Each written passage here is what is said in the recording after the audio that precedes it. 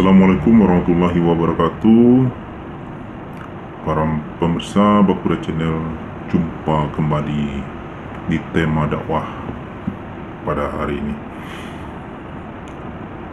Pertama-tama, mari kita ucapkan puji syukur kepada Allah Subhanahu wa Ta'ala yang telah melimpahkan rahmat dan hidayahnya, yang mana kita masih diberi kesempatan untuk meluangkan waktu untuk beraktivitas, dan di dalam kesempatan ini Allah masih memberikan waktu untuk melakukan kajian-kajian tentang Al-Quran. Di tema sebelumnya saya pernah menyampaikan terkait dengan bagaimana kita melakukan studi atau kajian Al-Quran ini agar bisa nyambung atau satu frekuensi dengan apa yang diharapkan oleh Allah dalam Al-Quran. Maka metode yang dilakukan adalah dalam surat Al-Muzammil itu kita diberikan tuntunan atau cara bagaimana melakukan studi Al-Quran ini agar dapat memahami nilai-nilai Al-Quran itu dengan semantap-mantapnya. Maka oleh karena itu kita akan coba kupas surat Al-Muzammil ayat demi ayat agar kita memahaminya, nilai-nilai kandungan dari surat Al-Muzammil ini, apa saja yang Allah sampaikan dan apa kadar nilai dari ayat tersebut, sehingga memang harus dilakukan dengan metode tersebut. Pertama kita lihat dalam surat Al-Muzammil itu dalam surat 73. Surat ini ada 20 ayat, dan ini turun di masa Makkiyah. Dan ayat pertama kita bisa baca dengan bunyinya sebagai berikut: Ya ayyuhal muzammil. Ya ayyuha itu merupakan himbauan Allah langsung, dimana ketika itu mungkin di saat itu Rasulullah atau dalam kondisi saat ini ditujukan kepada kita, umat manusia pada saat ini. Jadi himbauan ini, muzammil ini kalau di dalam tafsir bahasa Al-Quran umumnya itu dikatakan orang yang berselimut. Nah, ini apa makna orang yang berselimut ini di dalam ungkapan ya ayyuhal muzammil ini? Jadi kalau kita telaah pelan-pelan apa maksud muzammil ini, dari uraian ayat-ayat sesudahnya itu kita akan bisa lihat kesimpulan dari ya ayyuhal muzammil ini. Jadi kalau kita baca ayat berikutnya juga, ya ayyuhal muzammil qumil laila illa qalilan. Nah, ini juga bangunlah, artinya pada malam hari, kecuali sebagian kecil. Atau kalau bagaimana bangun di malam hari separuhnya, di ayat 3-nya juga, nisfahu awin kus minhu qalila. Jadi kalau ndak bisa bangun pada malam hari dengan waktu selama malam itu, ya setidak-tidaknya separuh malam lah, atau sepertiga malam juga, dengan niat tujuannya untuk melakukan studi atau latih. Jadi arti pemahaman bisa kita lihat dari sampai ke ayat 20 dari surat Al-Muzammil ini. Itu Muzammil ini bisa kita simpulkan adalah himbauan kepada orang-orang yang masih terselubung pikirannya atau terselimuti Terselimuti oleh apa? Oleh cara-cara pemikiran yang di luar konteks Al-Quran. Artinya di luar dari tuntunan Allah Subhanahu wa Ta'ala. Karena kita sadar bahwa dari mulai kita lahir, kemudian saat mulai dari bayi, balita, anak-anak, remaja, kemudian dewasa, fase-fase ini mungkin sudah umum lah apa yang kita dapatkan ilmu di sekolah, bimbingan dari orang tua terkait dengan pelajaran-pelajaran agama. Mungkin yang kita dapatkan hanya bersifat ilmu yang masih di dalam taraf 2 dimensi. Kenapa dikatakan 2 dimensi? Masih melihat, ibarat membaca hanya berupa bacaan kata-kata yang belum bisa merasuk ke dalam kalbu. Jadi kalau kita disuruh baca, ya udah sekedar kita baca saja. Tetapi nilai dan pemahamannya belum bisa dikatakan bisa tervibrasi ke dalam kalbu kita. Jadi oleh karena itu, segala apa yang kita lakukan dimulai waktu kecil sampai dewasa ini, kita masih di dalam lingkup atau diselimuti oleh pola pikir dan sistem kehidupan zulumat. Jadi zulumatin pemikiran-pemikiran syaitan yang membuat sebuah sistem peradaban atau budaya. Budaya itu bisa saja yang kita lihat di selama kehidupan kita, yang mungkin itu belum sesuai dan belum tentu sesuai dengan peradaban dan budaya nilai-nilai Al-Quran. Jadi oleh karena itu, makanya dalam surat Muzammil, orang yang terselimuti oleh sistem dan pola kehidupan zulumat, jadi pemikirannya masih berpikir naturalis, idealis, kapitalis, komunis. Jadi sistem-sistem yang memang sebenarnya tidak sesuai dengan nilai Al-Quran, hanya mengejar pada nilai-nilai tertentu. Al-Quran juga memiliki nilai-nilai komunis, ada nilai sosialnya juga ada, nilai ekonomi juga ada, nilai lingkungannya juga ada, keseimbangan alam, tentang bagaimana sistem alam, kehidupan alam. Jadi nilai-nilai Al-Quran ini kalau kita baca, itu kita bisa lihat dalam kenyataan alam itu kan pasti sama. Jadi Al-Quran ini adalah rangkaian keterangan yang pasti dan tidak ragu-ragu. Jadi jangan mengira bahwa Al-Quran ini, ya seperti Rocky Gerung menyatakan bahwa Al-Quran itu, kitab itu fiksi. Nah, fiksi itu apabila cara sudut pandang masih melihat dalam 2 dimensi. Jadi kalau melihatnya seperti melihat bumi datar,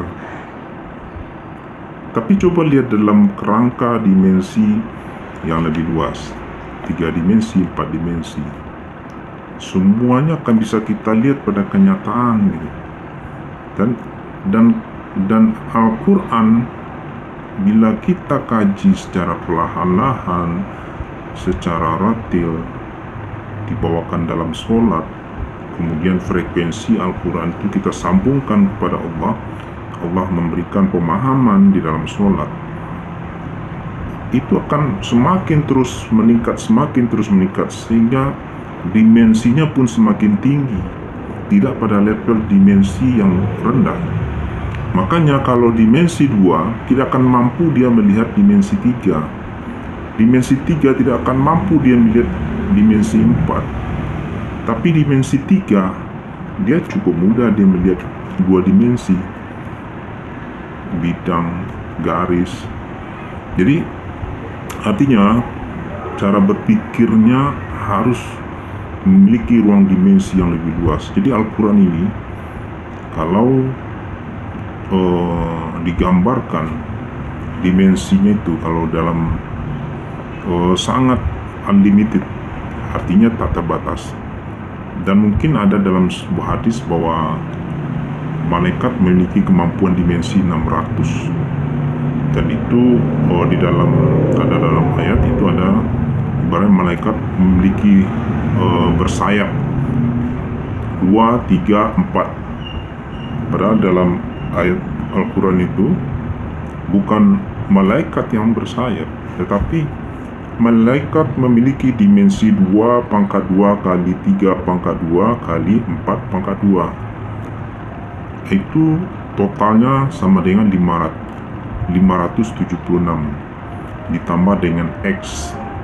Jadi X-nya adalah apa? Kalau totalnya 600 dimensi, maka eksponen X itu adalah 24 dimensi. Nah, jadi ini gambaran ada bisa kita lihat nanti kita bahas itu secara khusus mengenai dimensi. Jadi ayat Al-Muzammil ini memerintahkan kepada kita bagaimana metode kita mengkaji Al-Quran dan bagaimana kita melakukan kajian Al-Quran dan apa hasil yang kita dapat. Jadi kalau kita belajar di dalam studi Al-Quran, ini ada tuntunan di sini kan, dari ayat 2, Qumil laila ila qalilan, bangunlah di malam hari kecuali sedikit, kemudian nisfahu awin kus minhu qalilan, ini juga sepertinya seperduanya atau kurang darinya. Jadi ini sesuai dengan waktu kita atau kesempatan waktu kita bangun, ataukah kita bangun jam 3 pagi atau mulai dari jam 9 malam sampai pagi. Nah itu kan sepanjang malam ya. Atau kalau tidak bangun subuh, belajar kajian. Kenapa demikian? Di waktu malam itu kita kalau bacakan itu waktu yang sangat tepat. Jadi kita menelaahnya, diperintahkan Allah, kita telaah pelan-pelan ini. Artinya kita renungkan, kemudian kita hafal, kita baca ulang-ulang, dan dibawakan bacaan tersebut berulang-ulang ke dalam sholat. Ya sholat qiyamul, sholat malam. Tujuannya apa? Setelah kita baca ayat, kemudian ayat tersebut kita bawakan dalam sholat. Tujuannya untuk memberi pemahaman, untuk penancapan nilai-nilai Al-Quran itu ke dalam ruh, sehingga nilai frekuensi ayat-ayat tersebut tersambung ke Sidratul Muntaha. Nah, ketika kita memohon kepada Allah supaya pemahaman yang lebih ditingkatkan ke level dimensi yang lebih tinggi, itu frekuensi langsung ke atas ke Sidratul Muntaha, dan malaikat akan memberikan penyampaian secara ruh amrina. Jadi pemahaman ayat-ayat ucapan tadi merupakan gelombang frekuensi yang kita sampaikan kepada Allah, dan gelombang tersebut akan feedback, akan kembali memberikan jawaban yang pas.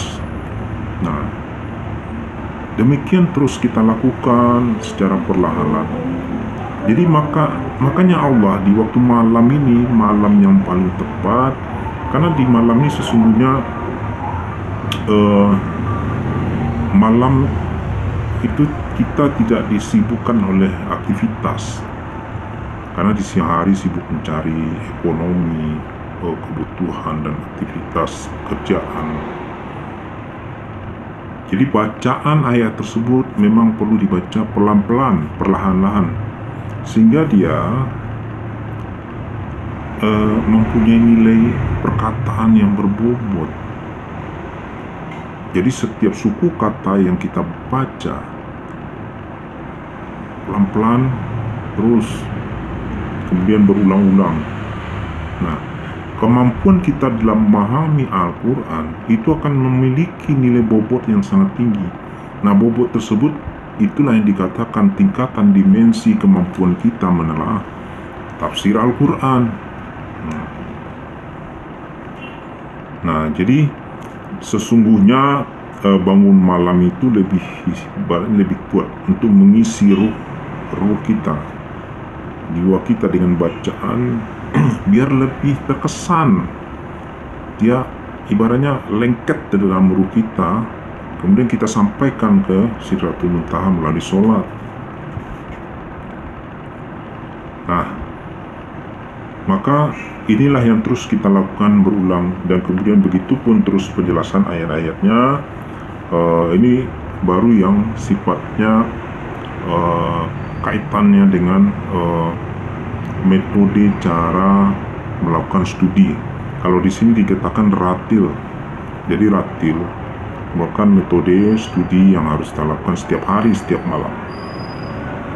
Nah, dan juga ini di surat di ayat 7 disampaikan bahwa sesungguhnya pada siang hari itu sangat sibuk dengan urusan-urusan yang bermacam-macam lah, urusan ekonomi, urusan berdagang atau bekerja di perkantoran.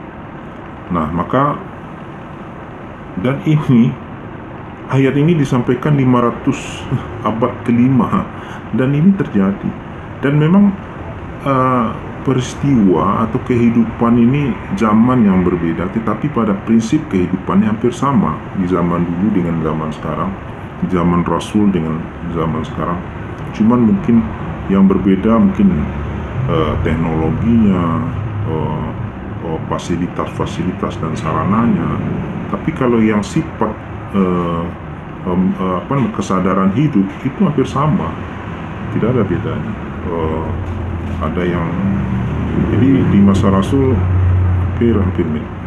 Jadi dengan studi, dengan sepenuh hati kita menancapkan ke kalbu kita, itu akan memberikan nilai faedah yang sangat luar biasa. Nah, jadi kita menyatakan diri, menyatakan di dalam sholat itu menjadikan Allah sebagai pembimbing, jadi pelindung dengan sepenuh hati kita, bahwa tidak ada lain yang mampu memberikan penjelasan Al-Quran ini kecuali Allah dengan melalui para malaikat. Jadi ketika itu peristiwa ini memang kejadian yang juga terjadi pada masa Rasul dan Muhammad, makanya ini sebagai acuan. Jadi Nabi Muhammad juga diberikan satu sikap atau suatu konsep bagaimana memahami Al-Quran ini juga. Jadi dengan sistem peradaban di zaman Rasul itu yang berbagai macam, yang sangat istilahnya kebatilan, yang hidup di masa Rasul itu yang sangat berbeda dengan apa yang Allah tuntun dalam Al-Quran itu. Jadi bertolak belakang dengan kondisi dan kenyataannya. Perbudakan, pembunuhan, ini istilahnya kezaliman di masa itu memang betul-betul bertentangan dengan konsep kehidupan dan kesadaran hidup dengan Al-Quran. Jadi ini memberikan supaya kepada Rasul untuk bersabar. Jadi bagi mereka yang menentang tuntunan dan ajaran Al-Quran ini, ya ditinggalkanlah dengan sebaik-baiknya, dengan cara yang baik. Itu Allah berikan panduannya kepada Rasul. Karena Allah juga nyatakan di dalam Al-Muzammil dalam ayat 11. Jadi nggak usah pikirkan, katanya, biarkan aku yang mengurus itu orang-orang yang mendustakan, yang memiliki segala kenikmatan hidup, dan berilah mereka penangguhan sebentar. Artinya Allah nyatakan ya udah biarkan, tinggalkan mereka hidup sebentar lagi. Nah, jadi artinya jangan terpengaruh dengan kemewahan yang mereka nikmati selama ini, yang mendustakan ajaran Rasul. Nah, kemudian di ayat 12 juga ini innal ladzi anqalan wa jahima. sungguh di sisi kami ada belenggu-belenggu yang berat dan neraka yang menyala-nyala. Nah, kalau kita pahami di ayat 12 ini adalah simpul-simpul kehidupan yang mengikat di masa Rasul itu dengan berbagai pola hidup yang sulit lepas dari kerangkeng sistem yang sudah ada. Begitupun di zaman sekarang ini, simpul-simpul kehidupan yang memang tidak mengacu pada nilai-nilai peradaban Al-Quran.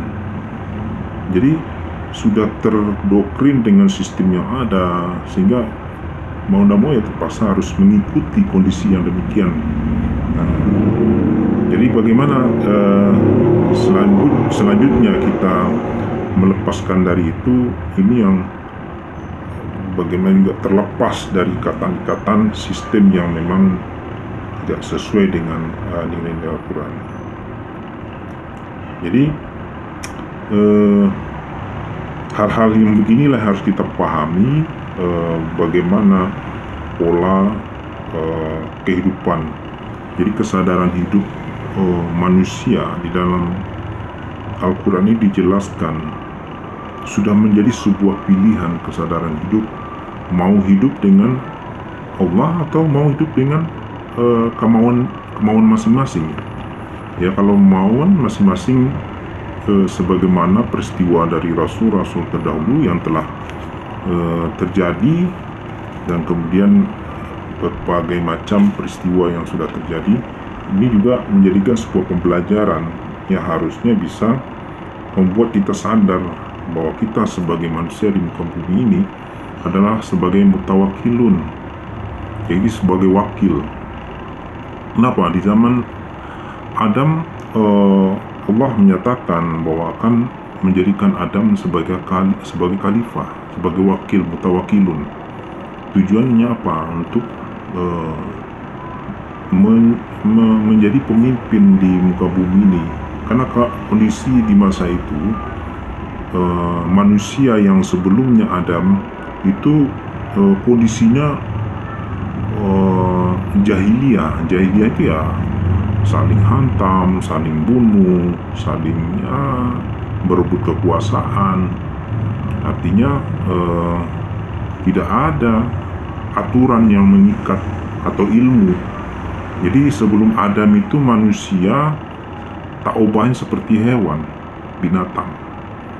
Jadi mereka seperti binatang, manusia. Cuma kelebihannya dengan binatang pada saat itu, mereka pintar, memiliki akal.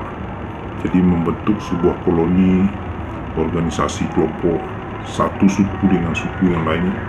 Tapi saling peperangan selalu terjadi, saling bunuh di antara koloni satu dengan koloni yang lainnya. Nah, maka ketika Allah turunkan Adam sebagai khalifah, nah ini terbangun sebuah sistem peradaban yang sangat luar biasa. Terjadi kedamaian, terjadi kemakmuran, saling. Karena Allah ajarkan ilmu kepada Adam, ilmunya yang memang bisa mengalahkan malaikat. Bahkan malaikat berpartisipasi membantu Adam untuk berperan serta untuk membangun kehidupan di masa itu. Baik, mungkin itu saja untuk tahap ini pembahasan tentang di Ratil Zamil. Ya, untuk berikutnya kita akan lanjutkan pada session berikutnya. Wabillahi taufiq wal hidayah. Assalamualaikum warahmatullahi wabarakatuh.